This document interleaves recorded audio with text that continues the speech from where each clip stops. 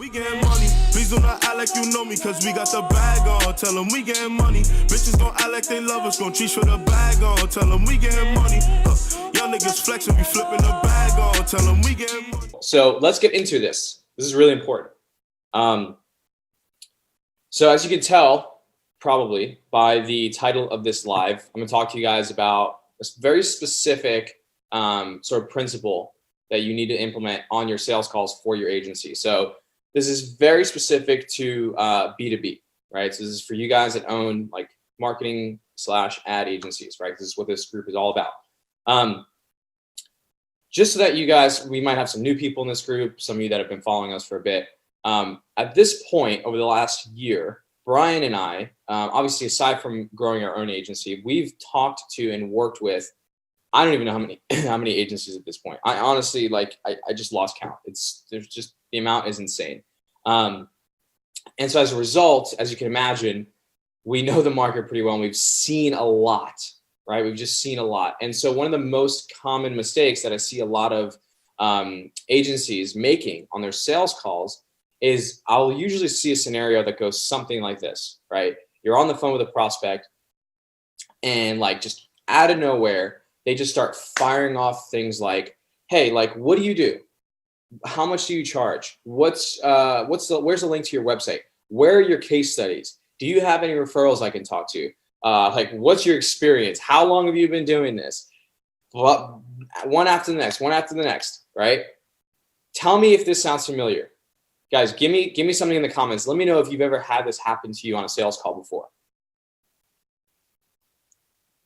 Like you're on the phone with a client and then just like, they just start hammering you with questions. Let me know. Does this sound familiar? I know it's happened. It happened to me a ton in the beginning. I still see it happen all the time to people. And the problem is a lot of agencies don't quite know how to handle a situation like that. So usually how it goes is they fire off the 8, 10, 15 questions that they have for you. And they just try to grab all the info that they want, you know, the price, what you do, all the questions around your credibility and your experience and stuff. And then they just want to leave the call to kind of like price shop. And so what happens is a lot of agencies, they get stuck and they just answer the questions. That's the last thing you ever want to do. So if the prospect starts firing these things off and they're like, you know, can you tell me this? Can you tell me this? Can you tell me that? And you're just like, oh yeah, I've been doing it for this long. Here's my blah, blah, blah. Here's what we do. Here's how much we charge, et cetera, et cetera. Last thing you want to do, okay? And the reason why is because what's happening when the prospect is firing off all these questions to you is they're actually trying to take control and own the frame of the conversation on the sales call. The reason why that's a problem, right, is because in order to successfully conduct a sales call where you achieve the outcome you want, which is if it's a right fit, the prospect becomes a client, then 10 times out of 10, you have to be the person who is the expert and the authority figure on the call. You can never have a situation where the prospect is controlling the call and controlling which way the conversation flows and you end up closing the deal. It doesn't work. It doesn't happen, right? So again, the reason why this is a problem is because if you give in to your prospect's attempt to control the frame, then they've essentially won the control of the call. And in their eyes and in their mind, they've gotten all the info they want. They don't care, you know, if you have questions for them or how you want to conduct this call. They're just going to take the info that they got from you and bounce, right? So first of all, don't make that mistake, okay? Don't just give in to your prospects firing off questions. And this is what I call your sales calls turning into job interviews. Again, see this all the time, guys, all the time. And so I'm going to tell you guys exactly how to avoid this so that your calls never, never, never turn into what we call job interviews ever again. Okay, because again, it's the last thing you want. So the only reason why this would ever happen on a sales call, meaning your prospect's trying to take control of the frame and the conversation, is the frame was not properly set by you as the expert and as the consultant in the beginning of the phone call.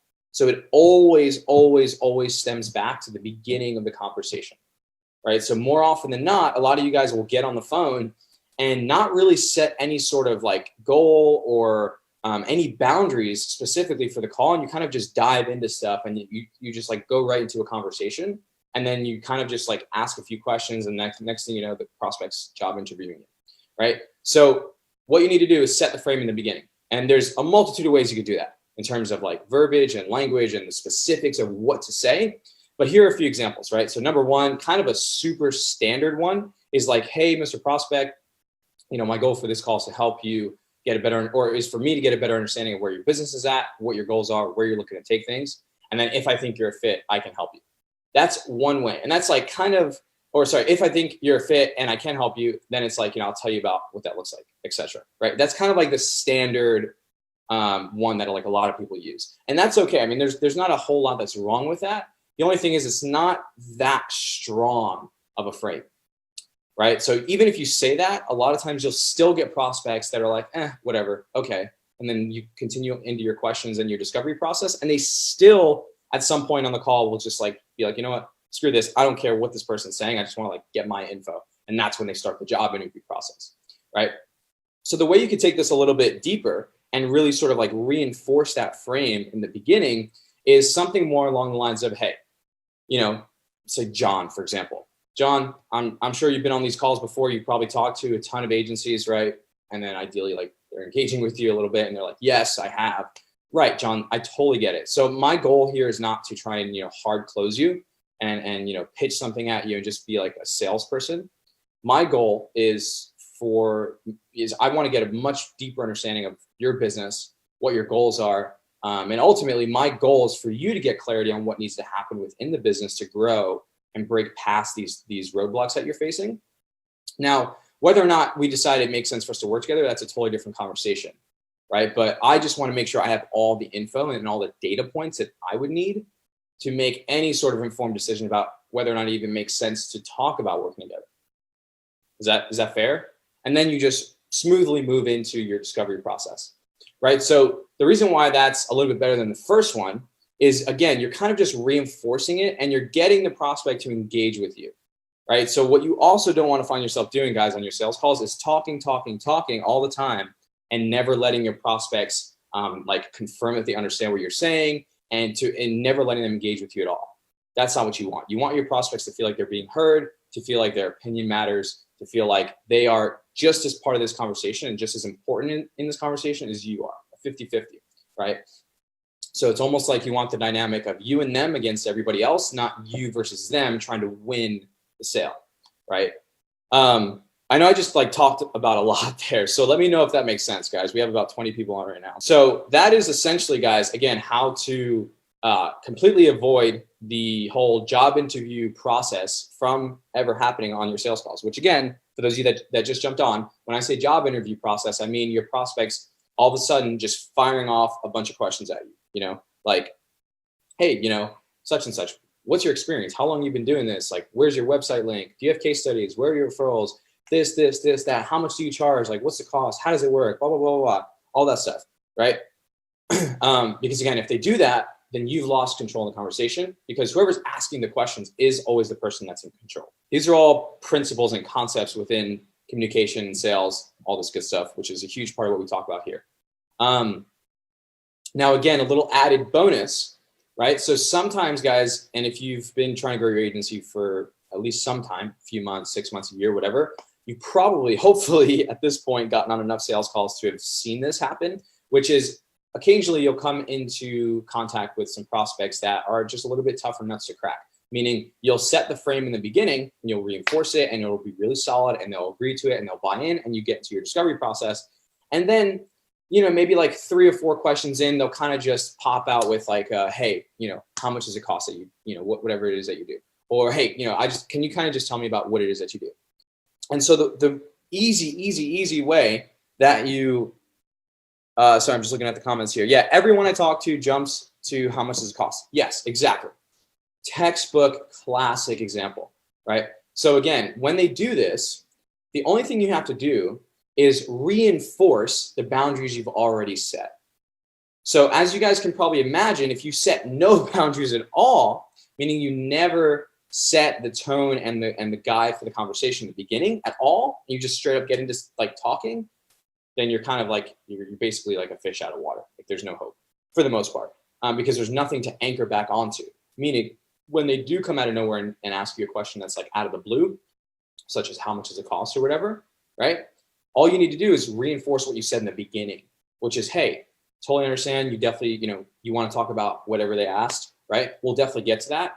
But in order for me to, John, let's say, for example, in order for me to make the most informed decision as a professional marketing consultant and, not as a salesman just selling you something, John, then, we do have a process that we go through where we try and gather the entire full scope of everything, right? And so, guys, I'll give you an analogy that we like to use, which is, this is something to the extent of what you'd say on your sales call, which is, John, it's almost like a doctor prescribing a medicine without actually like asking you where you're feeling pain.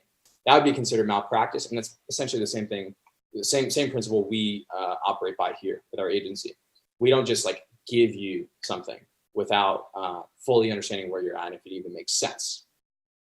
Is that fair enough? I wouldn't say is that fair enough, but like, is that fair? Or like, does that make sense? You get them to buy in and then you continue the conversation, right? So if you've done it in the beginning and then they've tried to kind of throw you off your game by asking you an out of the blue question and you've reinforced it again and they bought in and you smoothly continue, then the sales call is on a much, much, much better path. Because now you guys are on the same playing field, right? Again, just wanted to pop in here and drop some sales training on you guys. Kind of as a heads up, like I'm going to be, and Brian and I as well together are going to be doing a lot more lives in this group and a lot more trainings, just to make sure you guys feel like you're getting your, like, I don't want to say money's worth because you're not paying to be in this group, but we initially created this group obviously to be the best damn group in the friggin' Facebook world for agencies, even though it's free. Along with cost, I've also gotten, can I do my work on commission and they'll pay me after they get business? Oh, Anthony, that's like my favorite one that they ever say. It's just my favorite by far because it's also the dumbest thing that a business owner could possibly say. All right, so it's like, let's say he's a roofer, for example. Mr. Roofer, can I ask you a question? Would you go estimate the cost to repair somebody's roof, go through the time to estimate, which I'm sure the estimate is free, so that's fine. And then would you actually go and fix the roof, get the manpower, get the labor, get the equipment, the supplies, all the resources that you need to go and fix this person's roof? That's like a 15 grand job. Do it. Don't take payment. Don't accept payment from the customer. And then only if the customer likes the work that you do, can they pay you? Would you accept that? And the answer, 9 times out of 10, if they're a smart business owner, is no, right? Obviously not. It's not even an afterthought, right? Obviously not. And so it's the same exact principle that you operate your agency under. And so all you have to do, guys, is use an analogy like that to help your prospects open their minds a little bit and realize that what they're saying is dumb, but without you saying, hey, what you're saying is dumb, because you don't want to combat the prospect, kind of like get into a head-on battle. That's not what you want. So that's one really, really easy way to sort of not work around, but combat that. People always ask it, restructure my pricing to a pay-per-lead, so they pay a retainer, then they pay blah, blah, blah, blah. Yeah, I mean, Lance, if that works for you, fine. I'm not a huge fan of doing pay-per-lead unless you're, unless you're doing a lot of like a big volume, and you're working with like a really higher end industry that makes a lot per customer, as well as, again, if they're doing a lot of volume, meaning spending a lot of money on ads, then like pay per lead or pay per new customer can work. But 9 times out of 10 for most agencies, it's the route you want to stay away from. Again, you really want to stick to working on retainer for the most part. Again, until you start dealing with bigger clients and you can do like revenue shares, percentage of ads, all these different like options, right? But not the best way to go if your main goal is cash flow, which if you're sub 30 grand a month, 30 to 40, that has to be your main goal, cash flow and cash on hand. Cedric asks, how about we have to see case studies of yours? Dude, that's a bit of a longer question, or it's a question that has a longer answer. I'll save that for another live that we do, just because there's a little bit more that goes into that. But what I can tell you is the way you don't handle that is with a one-liner, right? Which is what most people teach. It's like, hey, here's just like one nifty, crafty little line you can use on your sales calls to like magically make the objection go away. It doesn't work that way. Again, guys, this is just like one little tidbit of sales knowledge that I'm dropping on you, that some of the stuff that we teach our private clients at Agency Hypergrowth. And of course, you guys have seen the case studies that come out of there. I think we have a bunch that I haven't even put out yet, which is insane.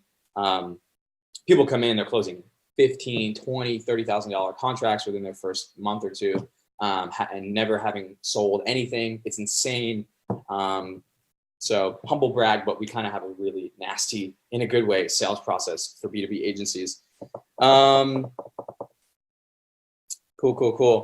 All right, guys, I don't see any more questions. So again, I hope this was helpful.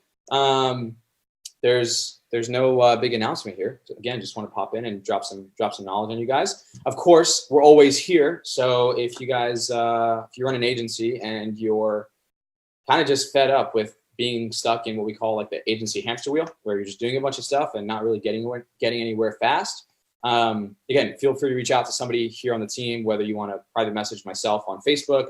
You got Brian. You can also message somebody from the team inside the Facebook group. This will be on YouTube as well. So for those of you guys that are watching on YouTube, I'll leave a link to our Facebook group down below. I'm also going to leave a link in the description to a 15-minute training that we have for agencies, as well as a few other trainings. So again, we're here for you guys. If you ever want to ramp things up and stop kind of spinning your wheels with your agency, you know who to call. I mean, of course, you can call other people, but we're pretty good at what we do. So yeah, guys, with that said, I will talk to you soon, and enjoy the rest of the week. Peace. We getting money. Please do not act like you know me, cause we got the bag on. Tell them we getting money. Bitches gon' act like they love us, gon' treat for the bag on. Tell them we getting money. Young niggas flexing, we flipping the bag on. Tell them we getting money.